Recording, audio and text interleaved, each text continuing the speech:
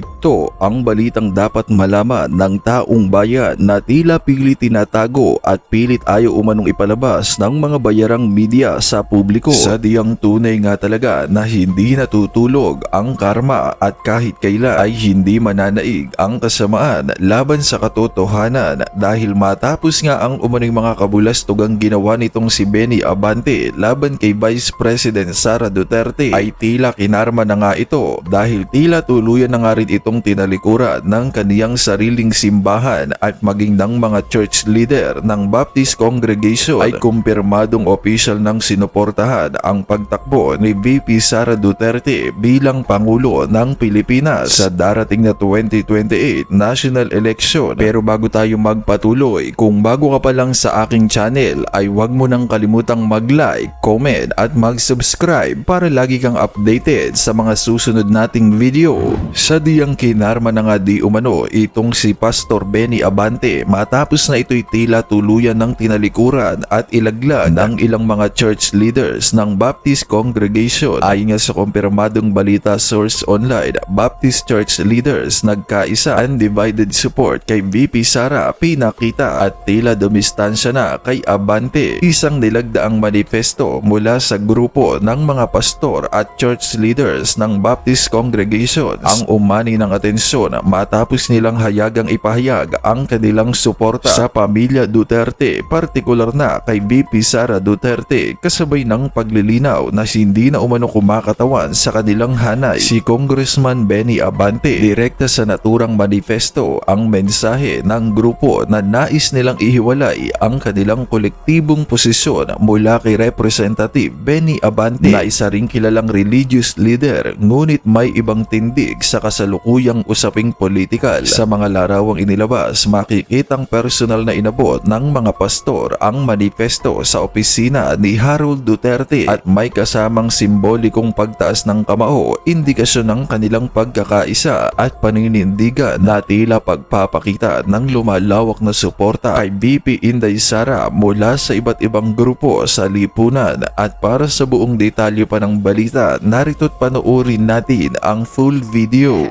Ano ka ngayon, Pastor? Diba? Baptist Church leaders dumistansya kay Abante. Nagpahayag ng suporta kay VP Inday Sara Duterte. Naglabas ng malinaw na posisyon ng isang koalisyon ng mga leader ng Baptist Church sa gitna ng umiinit na usapin ng impeachment laban kay VP Sara Duterte. Buong suporta para sa Vice Presidente at tahasang paglayo sa pahayag ni Pastor Benny Abante. Paano yan? Sinusuka ka mismo ng kasamahan mo dyan sa Baptist Church. Paano na yan, Abante? Diba? Imaginein mo, mismong kasamahan mo, hindi ka nila sinusuportahan sa kagustuhan mong i-impeach si VP Inday Sara, tapos grabe ka kung makapush dyan sa impeachment.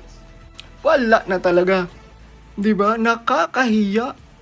Diba? Sarili niyang kasamahan dyan sa Baptist Church, iniluluwa siya. Magandang araw mga kaibigan. Bigyan natin ng reaksyon, opinion itong post ni Boss Mil. Breaking, sabi niya, mga kasamahan ni Benny Abante sa Baptist Congregations nagpahayag ng kanilang suporta kay Sara Duterte. Ang isang grupo ng mga church leaders at pastors mula sa iba't ibang Baptist congregations kasabay ng paglilinaw na hindi umano kumakatawan sa kanilang hanay si Benny Abante. Sa isang nilagdaang manifesto, ipinahayag ng dose-dosenang religious leaders ang kanilang buong suporta sa pamilya Duterte, partikular kay Vice President Sara Duterte sa gitna ng umiigting na tensyon politikal sa bansa. Ayon sa dokumento, ang manifesto ay ipresenta sa pamamagitan ni Harold James Duterte at nilagdaan ng mga pastor at leader mula sa 75 Pilgrim Bible Baptist Churches, kasama ang iba pang kaanib ng simbahan mula sa Luzon, Visayas at Mindanao. Sa kanilang pahayag, iginiit ng grupo ang kanilang paninindigan laban sa korupsyon at ipinahayag ang suporta sa panawagan ng Vice Presidente para panagutin, lalo na kaugnay sa umano'y mga irregularidad sa mga proyektong flood control at iba pang isyo ng pamahalaan. Binigyan din ng manifesto na nananatiling matatag at hindi natinag si Vice President Duterte sa kabila ng mga tinatawag nilang political attacks.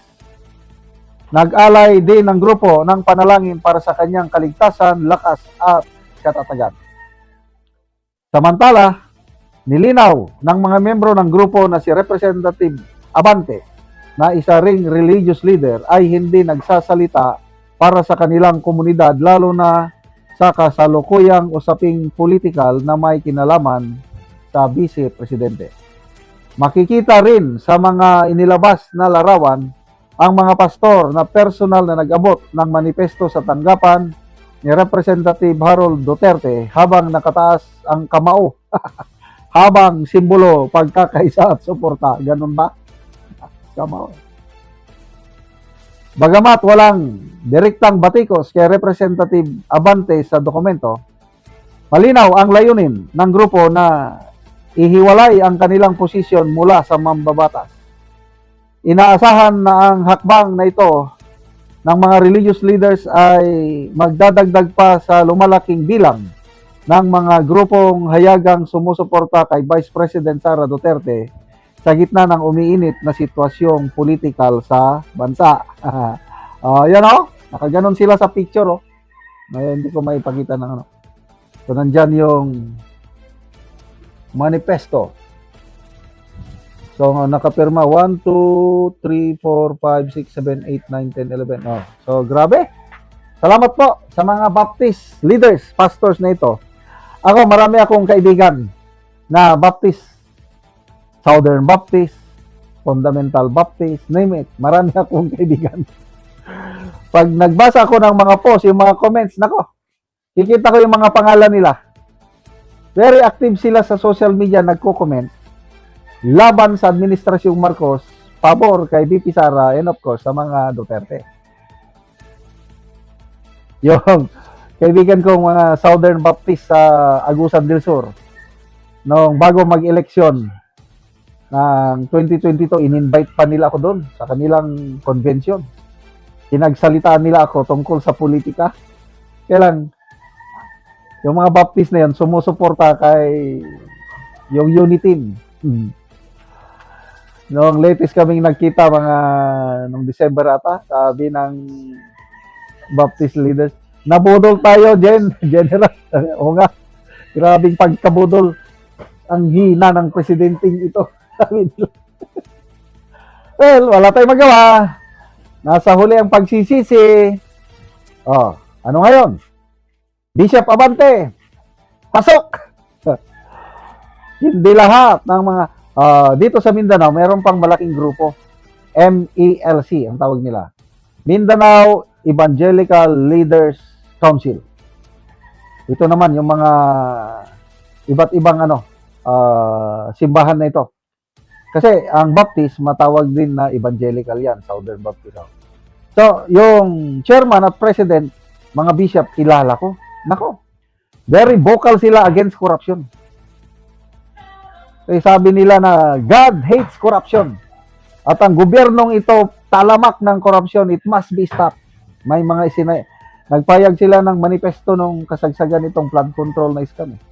Na galit ang Diyos sa corruption. So, dumarami na ang kongregasyon na sumusuporta kay BP. Of course, yung Iglesia ni Cristo, ano na yan, made na yan.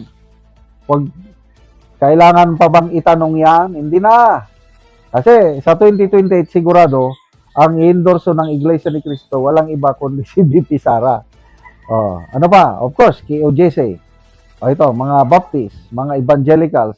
Yung PCEC ba yun? Philippine Council for Evangelical. Hindi, basta mayroong isang bishop yung naging testigo sa Brave 18 Marines, yung affidavit. Bishop yun eh. malaking kongregasyon nila. Evangelical churches. Ano rin yun? Anti-corruption yun. Pro-Duterte. Kaya, wala na. I don't know kung anong reaksyon nito ni Bishop Abante. Basta, salamat sa mga Baptist pastors and leaders na sumusuporta kay BP Sara. Nakakatabang puso po Yeah. that there were 75 pastors Yeah. ang nanindigan, Baptist leaders Yeah. of different congregation and churches of the Baptist group all over Luzon and Metro Manila, na ipinagmamayabang ni Benny Abante na siya daw ang isa sa mga founder nitong Baptist Alliance na to. 75 pastors ng mga simbahan na ito nanindigan na ang pinakatamang leader sa panahon na ito ngayon para i-lead ang redemption ng bansa ay si Sara Duterte. Ma'am, napakagandang balita ito Napakaganda. sapagkat nararamdaman natin na ang mga seryoso na religious sector, minus the Traditional Catholic Bishops Conference of the Philippines, ang kanilang damdamin ay papunta sa pagkilala ng potential and integrity of the leadership that Sara Duterte can provide to reform the government and redeem the country. Go ahead, ma'am. Wonderful. It's really wonderful, Eric, no, na yung ganyan yung naririnig natin. Kasi I've always, siguro naramdaman na rin nila yung evil na ito, di ba, na nangyayari sa Pilipinas. So, nagsasalita na sila. And like our belief here, no, it's not just a political warfare, it's a spiritual warfare already. So much evil has already been let out because of this Marcos. But you know, si Kathy also, Kathy Binag, came out with a story about the Iglesia ni Cristo. Iglesia ni Cristo. Yeah, that Iglesia ni Cristo also said the same thing. And Iglesia ni Cristo has not given an official statement, but neither have they denied and said na, no, we never said that. Diba? Pero biro mo, ang sinabi nila, according to Kathy, is that lahat ng pumirma dyan sa impeachment na yan, Mamarkahan nila. forever and ever, kahit yung mga anak ninyo, forever and ever and ever. Kumbaga talagang blood crime na ito. Blood crimes na itong ginagawa ninyo. Yung pag-sign ninyo dyan, you know, which to me is so important kasi yung binibigay nila yung bigat ng nararamdaman natin na hindi lang tayo. So sa akin parang yan yung redemption natin as a people, that we're responding this way, na hindi lang tayo nakahiga dyan habang ginagahasa tayo, lumalaban tayo. At maganda ito kasi ito mga spiritual leaders ito. But I know that the Catholic Church, no, the members of the Catholic Church are with us. There's some of them, Correct. a lot of them. And Agree ako dyan. some priests are like that, no? But it's the CBCP. Because of what's his name? Siciliano ba yon? Something, no? Si Yun yung- Jerome Siciliano. Siciliano. Yun Yung kanilang official stand. spokesperson. Pero maganda kasi no na na-unmask. Kasi tayong dalawa alam natin na napasukan na ng CPP and Yeah, of course. ang Catholic Church, ang Catholic hierarchy. So na affected sila ng mga ganyan, no? Kasama sila diyan.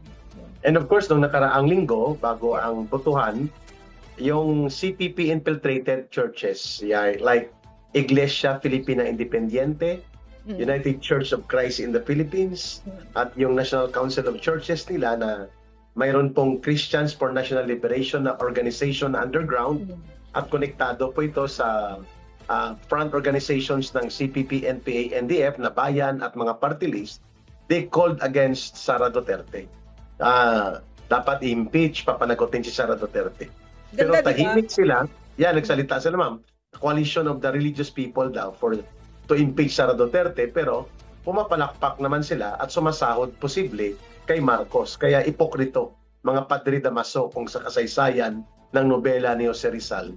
Samantalang itong 75 pastors, ma'am, walang ibang hiningi kundi ang magkaroon ng spiritual strength and moral foundation si Sara Duterte to stand the ground of a journey to redeem this country and to bring reform to the government. Yun pong pinakaminsahe po, ma'am, mga kababayan, nitong 75 Baptist pastors na nagkaroon po ng spiritual fellowship kay Vice President at nanindigan na kanilang kinikilala ang kanyang pamumuno at kapasidad na pamunuan ng pagbabago sa ating bayan. Ma'am, go ahead. Tapos ang ganda pa kasi, no, napakaliwanag talaga ni Bangag, no. Maliwanag siya talagang sobrang liwanag, alam mo kung sino siya. no? Plunderer siya, magnanakaw siya. At anong ginawa niya? Mastermind siya ng pinakamalaking heist sa kasaysayan ng Pilipino. Therefore, no, I've always believed that one of those things that really made us yung binansot tayo bilang isang bansa ay ang Catholic Church, yung Catholic Yes. hierarchy. That's Hindi true. ko tinatouch yung faith ninyo, ha? Wala ako dyan. Kasi nga, yung perspective ko is nakikita ko ang CPP sa loob at dinadala kayo sa bangin ng mga yan. So, dumating na yung panahon na meron tayong chance na umangat ang kamalayan natin, no? Na hindi na tayo yung sunod lang ng sunod, na hindi tayo nagtatanong. Kasi, paano ka, katulad nung Independensya Filipina, chuchuchu na yan, yung mga CPP na yan, paano mo sasabihin na yung kiniklaim mo na naniniwala ka kay Jesus Christ at kay God, pero alam mo na mga magnanakaw yung mga nandyan sa impeachment na yan, di ba? Yeah. Kahit nasabihin mo na ayaw mo si Inday, okay lang sa akin yun dahil marami akong kaibigan, ayaw nila si Inday, okay lang, ganun talaga demokrasya. Pero kahit na ayaw mo si Inday, you have to recognize, no? Sabihin mo ang totoo sa sarili mo na yung putang ng impeachment na yan, kademonyohan yan, pag nanakaw sa bayan yung ginagawa, nagsasalita na silang lahat dyan, no? Marami na nagsasalita sa loob at alam na natin. Therefore, di ba? So, gets mo sinasabi ko, Eric? The Catholic Church has really chained our people, no? Has really chained our people, and I'm really grateful for the real priests and nuns inside the Catholic Church. But we also know, no, that like Sister John Manansan is a CPP operative inside Saint Scholastica's College, 'di ba? Imagine that, no. So for me, while all of this is happening, no, yung mga yan, the Baptists are speaking out, Iglesia ni Cristo, KOJC, 'di ba? Yeah, KOGC, of Real course. faith, the real faith, 'di ba? No, parang nandyan na, no. So that, And mayroon pa yatang independent Christian churches in Luzon na mga more than 80 pastors ang narinig ko, because one of them, uncle ko na pastor sa Tagaytay, would like to visit the Vice President. Independent Christian churches naman ito. Yeah. Recognizing the role of the Vice President. And it's about time.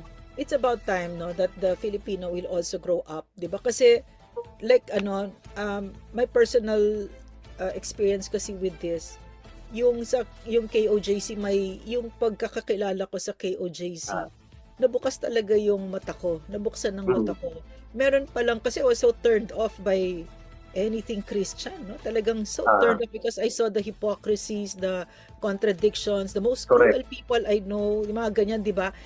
And yet I saw here, no, the real faith is real goodness and kindness, and hindi salita, in action, di ba, Eric, no? Lalo naman ang buhay na pamumuno ni Pastor Kibuloy. Yeah, yes. Buhay na pamuno. Kaya tingin ko, kasi nakikita ko 'yan, no? Nakikita ko sa mga kilala ko sa UP, kahit sa pamilya ko, yung sinisiraan nila si pastor, kulto, etc. Baka that's nice to that's nice to study, kasi magandang pang tanggal 'yun ng, kasi nandito tayo pero ba sa UP, anak mo nasa UP, di ba? So, ang sinasabi ng mga anak natin sa UP, malaya silang mag-isip, magsalita, di ba?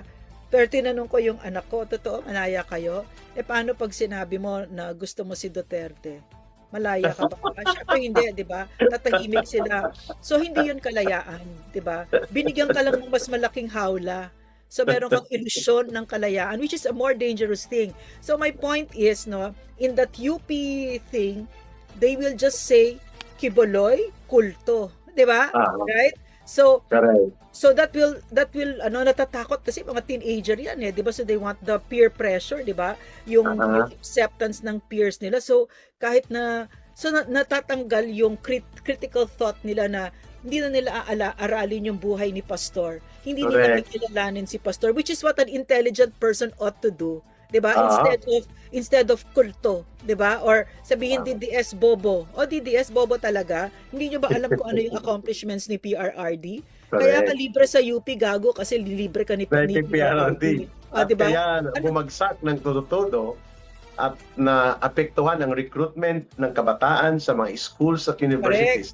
Mm. Dahil hindi lamang kay Pangulong Duterte, dahil nag-voluntary program na pinut up ni Pastor Yeah. Kibuloy for free. Yeah. Ang laban kasama ang bayan. Yes, The most unique program ever in the history of Philippine television na ganun katapang, ganun ka-direkta, at ganun ka-determinado na durugin ang communist terrorism and all its forms sa pamamagitan po ng information campaign na tuloy-tuloy. Only a Pastor Kibuloy was able to do that with the partnership of a president like Duterte. So habang nananahimik ang Catholic Church, habang ginagahasa ni Marcos ang Pilipinas na buong dekada naman, no? All their lives anti-Marcos sila supposedly, ang Catholic Church.